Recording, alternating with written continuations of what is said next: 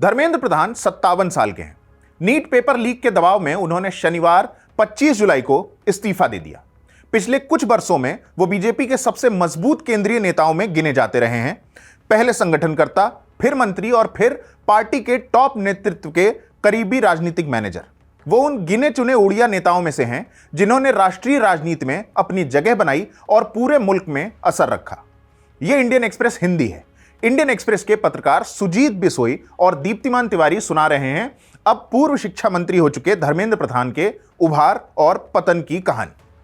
प्रधान का जन्म 26 जून 1969 को एक राजनीतिक परिवार में हुआ। बचपन से ही वो आरएसएस की सामाजिक सांस्कृतिक गतिविधियों से जुड़े रहे। उनके पिता देवेंद्र प्रधान डॉक्टर थे और ओडिशा में बीजेपी के बड़े नेता थे। वो अटल बिहारी वाजपेयी सरकार में केंद्रीय मंत्री भी रहे। अपने होम टाउन के तलचर कॉलेज में हायर सेकेंडरी की पढ़ाई के दौरान वो अखिल भारतीय विद्यार्थी परिषद यानी एबीवीपी से जुड़े। 1985 में वो कॉलेज के छात्र संघ के अध्यक्ष चुने गए। 1993 में एबीवीपी के राज्य सचिव बने और 1995 में राष्ट्रीय सचिव। प्रधान ने भुवनेश्वर की उत्कल यूनिवर्सिटी से एंथ्रोपोलॉजी में मास्टर्स किया, जो ओडिशा का सबसे बड़ा उच्च शिक्षा संस्थान है। 1990 में उन्होंने छात्र संघ चुनाव लड़ा, लेकिन अरुण साहू से हार गए। साहू आज बीजू जनता दल यानी बीजेडी के वरिष्ठ नेता हैं। पिता के नक्शे कदम पर चलते हुए वो 1998 में बीजेपी में शामिल हो गए। 2000 में वो पहली बार पल्लाहरा सीट से विधायक बने। उस वक्त ओडिशा में बीजेडी और बीजेपी की गठबंधन की सरकार थी। विधायक रहते उन्हें उत्कलमणि गोपबंधु प्रतिभा सम्मान मिला, जो ओडिशा विधानसभा का सर्वश्रेष्ठ विधायक पुरस्कार है। संगठन में सक्रिय रहते हुए 2001 में वो पार्टी के युवा मोर्चा के अध्यक्ष बने। 2002 में राष्ट्रीय सचिव बने। 2004 में भारतीय जनता युवा मोर्चा यानी बीजेपी की युवा विंग के राष्ट्रीय अध्यक्ष बने। उसी साल 2004 में वो देवगढ़ से लोकसभा के लिए चुने गए। राष्ट्रीय राजनीति में सक्रिय प्रधान को 2012 में बिहार से राज्यसभा की सीट मिली। 2014 में नरेंद्र मोदी के प्रधानमंत्री बनने के बाद वो पेट्रोलियम मंत्री भी बने। इस दौरान वो उज्ज्वला योजना और एलपीजी की पहुंच बढ़ाने के काम से जुड़े रहे। 2014 के बाद बीजेपी के देश भर में बढ़ने के साथ प्रधान ओडिशा में पार्टी का सबसे बड़ा चेहरा माने जाने लगे। वो बीजेपी के टॉप नेतृत्व के करीबी भी माने जाते थे। 2018 में उन्हें मध्य प्रदेश से दोबारा राज्यसभा भेजा गया। मोदी सरकार के दूसरे कार्यकाल में भी वो केंद्रीय मंत्री बने रहे। 2021 में उन्हें शिक्षा मंत्रालय की जिम्मेदारी मिली, जो एनडीए यानी नेशनल डेमोक्रेटिक अलायंस सरकार के तीसरे कार्यकाल में भी उनके पास ही रही। 15 साल के गैप के बाद प्रधान 2024 के लोकसभा चुनाव में सीधे मैदान में उतरे और संबलपुर सीट पर भारी अंतर से जीते। ओडिशा में बीजेपी का संगठन खड़ा करने का श्रेय भी प्रधान को ही जाता है।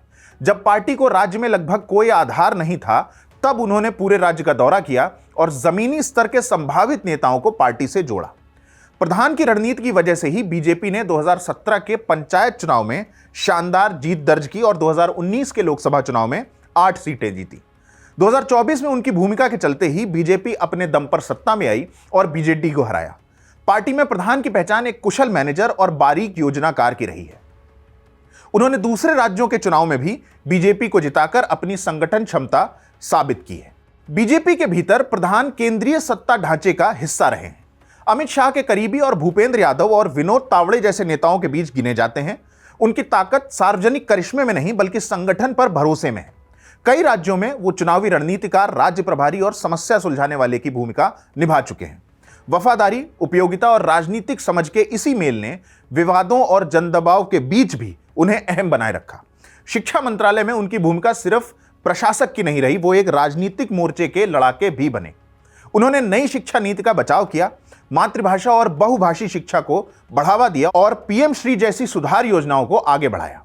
लेकिन मंत्रालय परीक्षाओं की साख, गैर बीजेपी राज्यों से तनाव और लागू करने के तरीके पर लगातार विवादों में घिरा रहा। उनके कार्यकाल का सबसे बड़ा झटका राष्ट्रीय परीक्षाओं पर से जनता का भरोसा बार बार टूटना रहा।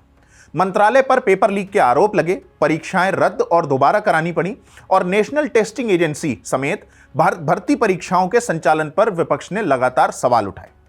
तमिलनाडु के साथ त्रिभाषा फॉर्मूले के लेकर लंबे समय से चल रहे विवाद के केंद्र में भी वो रहे। विरोधियों ने उन पर राजनीतिक दखलंदाजी और हिंदी थोपने का आरोप लगाया, जिसने शिक्षा नीति को केंद्र बनाम राज्य की लड़ाई में तब्दील कर दिया। उनके कार्यकाल में शिक्षा क्षेत्र में आरएसएस का दखल बढ़ाने के भी आरोप लगे। विपक्ष का आरोप रहा है कि बड़े शिक्षण संस्थानों को भगवा रंग में रंगा जा रहा है और इससे शिक्षा की गुणवत्ता को नुकसान पहुंच रहा है। इन्हीं वजहों से छात्र संगठन, विपक्षी दल और क्षेत्रीय सरकारें बार बार उन्हें निशाना बनाते रहे हैं। 25 जुलाई को कई दिनों से चल रहे कॉकरोच जनता पार्टी और छात्रों के आंदोलन के बाद उनके इस्तीफे का आना ऐतिहासिक माना जा रहा है। इस पर आपकी क्या राय है, हमें कमेंट बॉक्स में जरूर बताएं। मेरा नाम है केतन, आप देख रहे हैं इंडियन एक्सप्रेस हिंदी। शुक्रिया।